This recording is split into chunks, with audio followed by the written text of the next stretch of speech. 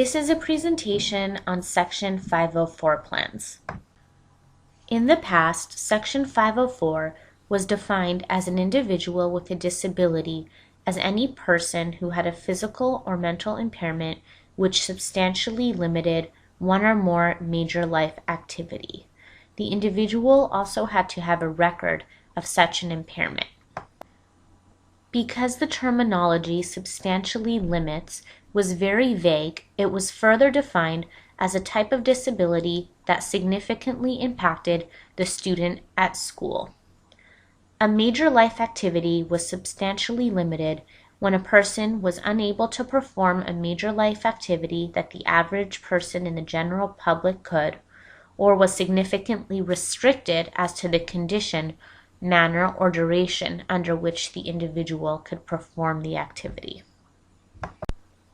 In 2009, as part of the Americans with Disabilities Act, Section 504 became a civil rights statute that prohibited discrimination and harassment on the basis of a disability.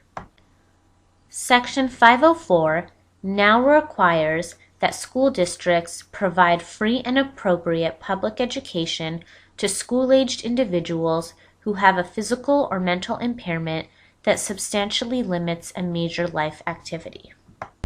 Furthermore, Section 504 regulations state that substantially limits is now defined as any physiological disorder or condition, cosmetic disfigurement, or anatomical loss affecting one or more of the following body systems: neurological, musculoskeletal, specific sense organs, respiratory, including speech organs, cardiovascular, reproductive, digestive, genitourinary, hemic and lymphatic, skin and endocrine, or any mental or psychological disorder such as intellectual impairment, organic brain syndrome, emotional or mental illness, and specific learning disabilities.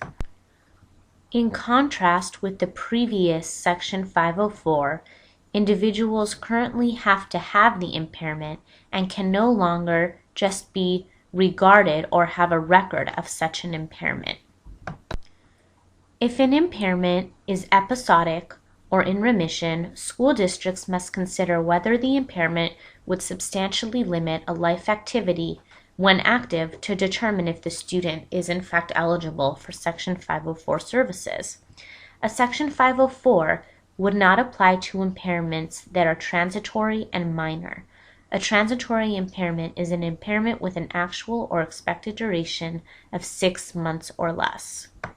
Some examples of major life activities include caring for oneself, performing manual tasks, seeing, hearing, eating, sleeping, walking, standing, lifting, bending, speaking, breathing, learning, reading, concentrating, thinking, communicating, and working.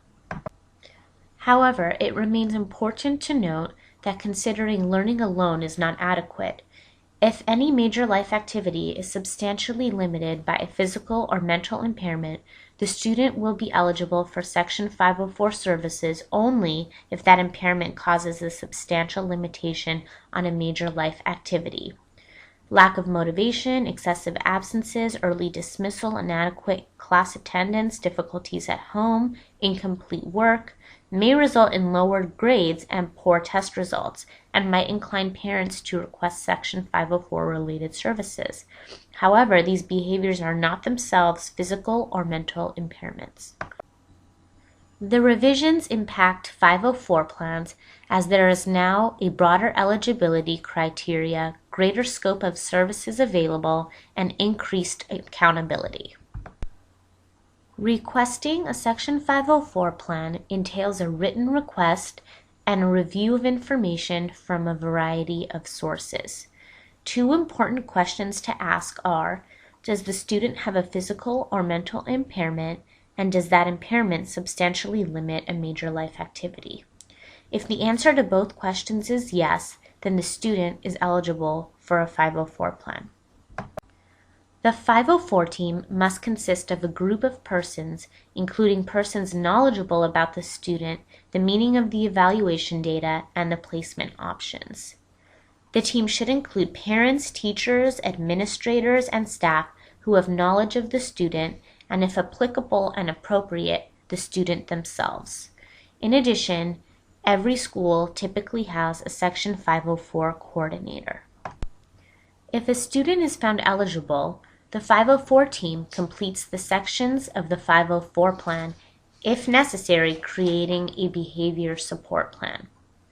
Once the 504 team has met, completed and finalized the document, a copy is placed in the cumulative file and is distributed to the teachers and all necessary personnel working with the student.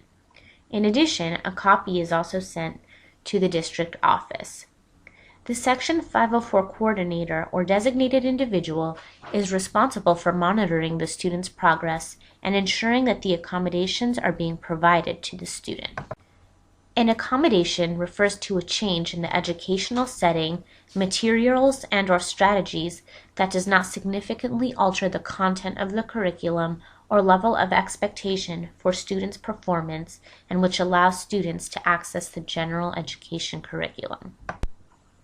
Indicated on this slide are some accommodations related to pacing, environment, grading, and assignments.